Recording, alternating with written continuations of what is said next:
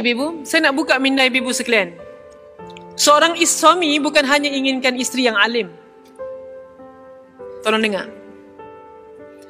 Suami ibu bukan hanya inginkan seorang isteri yang alim, yang tudungnya labuh sampai ke lutut. Yes. Kalau itu yang kita buat untuk menjaga diri, ya Masya Allah. Abang, saya hanya untuk abang. Sebab itu saya pakai tutup sini abang. I'm only for you. Seksi dia kata kan. Ibu-ibu, itu bagus.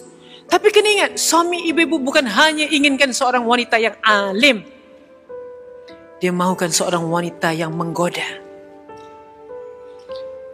Pergi kuliah pakai handsock, balik rumah pun pakai handsock. Masak.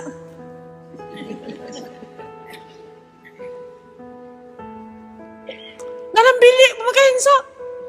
Apa cerita Bila time baca Quran kan ialah telakung juga siap pakai stukin. Ya Allah, ini ibadah kepadamu ya Allah. Dengan stukin kan? Kadang-kadang tidur furdah pun tak buka, mas pun tak buka. Kakak kat mana sekarang? Anda adalah di dalam bilikmu yang menjadi syurgamu. So bukan sekarang ni awak bukan nak jadi ustazah lagi dah. Engkau adalah seorang wanita yang perlu menjadi wanita yang menggoda, menggedi. Ibu saya terpaksa cakap lah benda ni benda hak.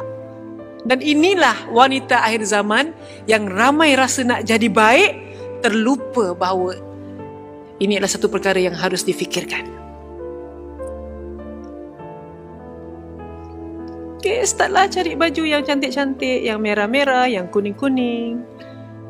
Yang baju kelawar adalah kuyak sampai lutut. Kecuali kalau suami ibu sukalah baju kelawar yang kuyak sampai lutut. Yang baju kelawar tu jangan buang tau, abang suka. Okay. It's okay. Seksi tu datang daripada pelbagai cara. Ibu jangan salah faham perbincangan kita hari ini adalah wanita akhir zaman yang ingin ke syurga. Dan ramai juga wanita akhir zaman yang nak jadi baik dan sentiasa rasa nak mengupdate dia punya ibadah. Bagus. Tapi jangan lupa ibadah anda pada suamimu. Jangan asyik meminta hak tapi tidak mahu memberi haknya. Abang, kawan kita tu birthday dia dapat kereta, dapat reben kat kereta dia.